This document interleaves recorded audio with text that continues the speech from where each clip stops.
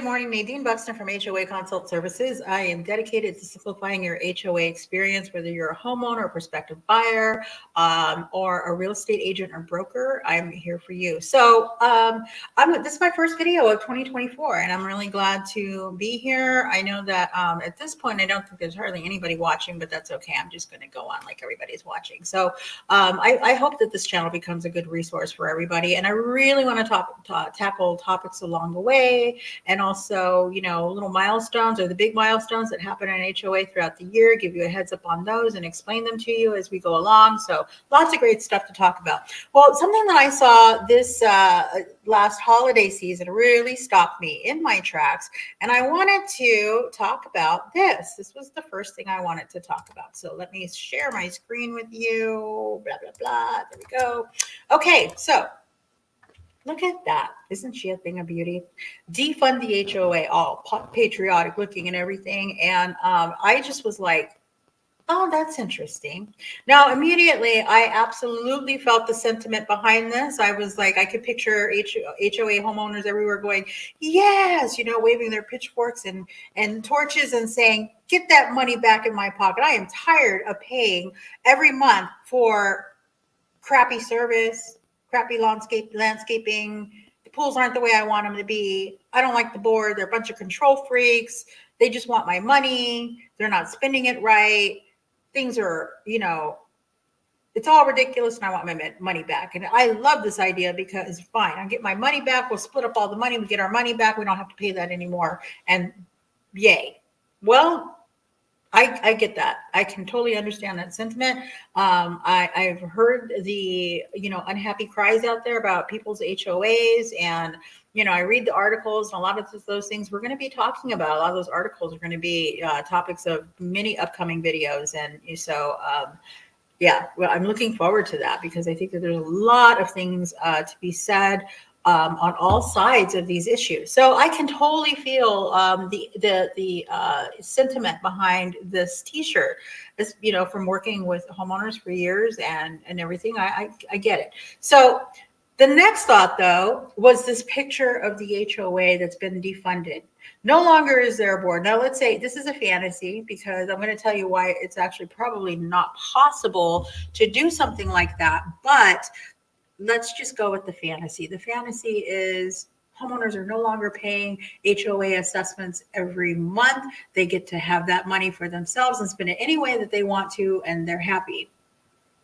Or are they? Because the other thing I saw, and I picked it with there's this one HOA out here that I managed, and it's a beautiful place. It's got lakes and streams and of course pools, and it's got its own clubhouse, and it's a really nice place. And most of them are, some of them are run down, but that's another topic. But, this place is beautiful, but what I pictured was not beautiful. It looked like Armageddon had happened.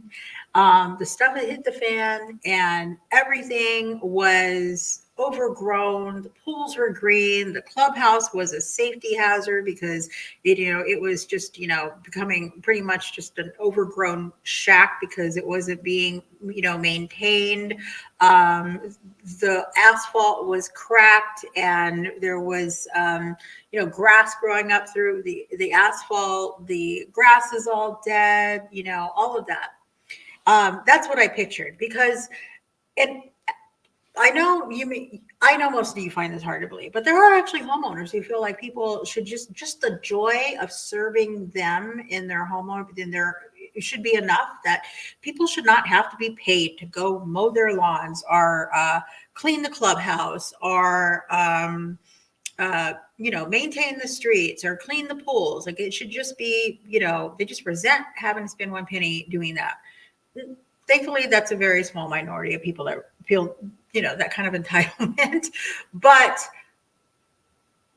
for a lot of people still resent that, things cost so much, and they really do cost a lot. I mean, things really went up here in California, as you guys know, and it did trickle down to the HOAs.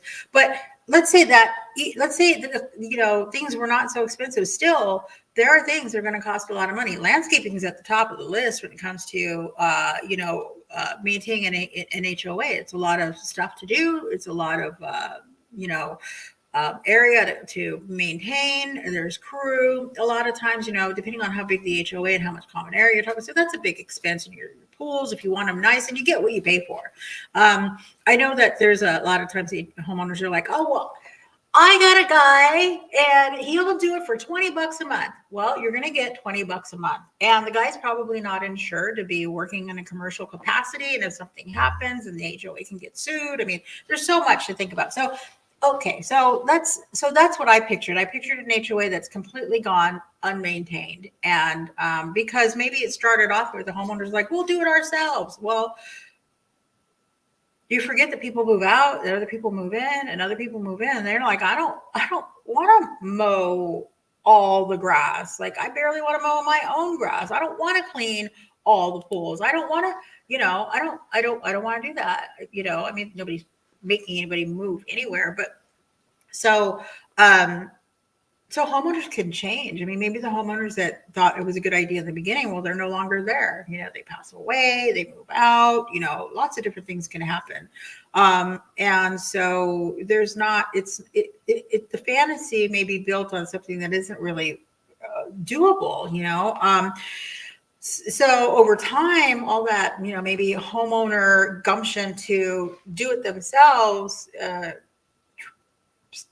stops being so attractive. Also, when homeowners start getting sued personally because they did something that caused injury to somebody else, well, they don't sue the association anymore. They sue the homeowner that did the work. There's a lot of liability when you decide to take on, doing responsibilities in a public area.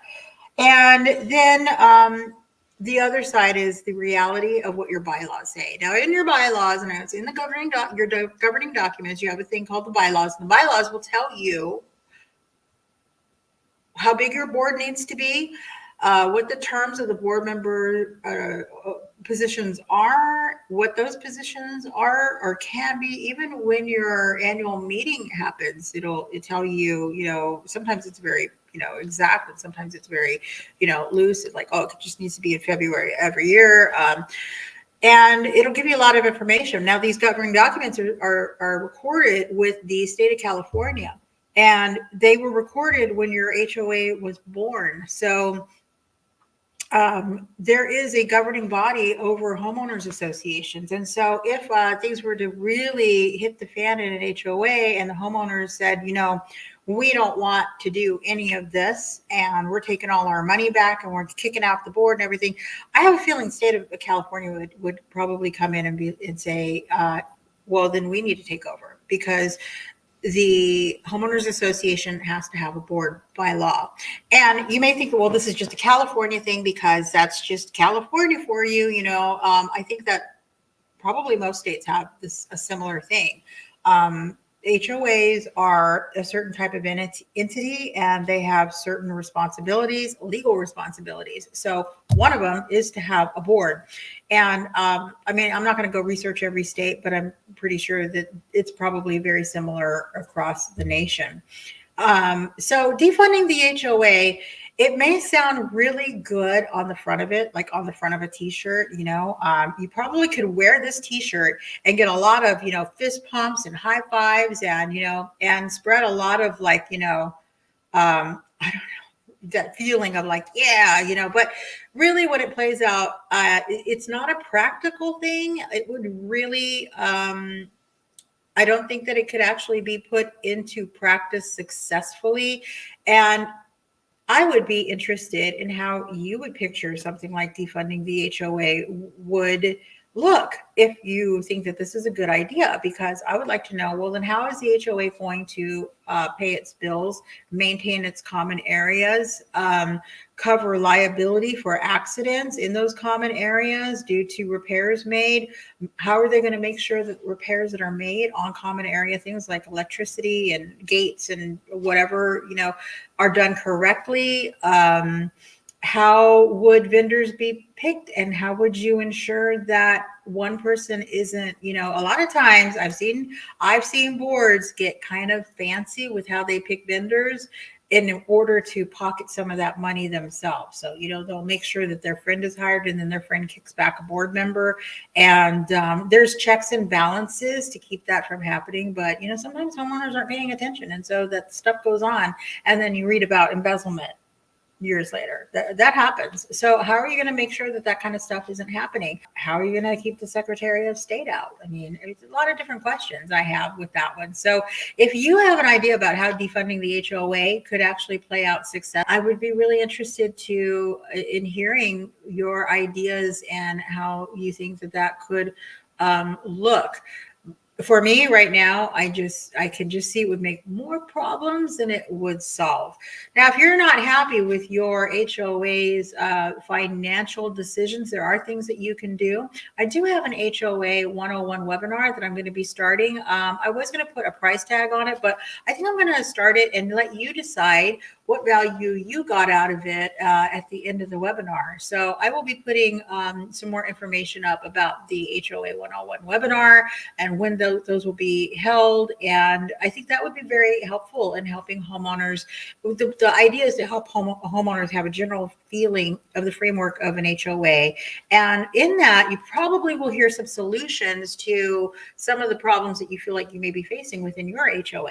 So I hope you have a great day. That's all I'm going to say today. Remember, keep the comments respectful. We can disagree without being disagreeable. So I don't mind disagreements. Just let's not do it disagreeably and be respectful to each other. I want to have a safe place for us to honestly and openly talk about things, but I want it to never turn to hate and disrespect. I'll just remove those comments when they turn that way. That's just the truth. So anyway, other than that, have a wonderful day. Today is the 12th. I'm out here in the Coachella Valley and it's been pretty cold. So keep warm, stay safe. And if you're somewhere else besides California, you're hitting, crazy weather is hitting you, I especially send you safe wishes. All right. Have a beautiful day. Bye-bye.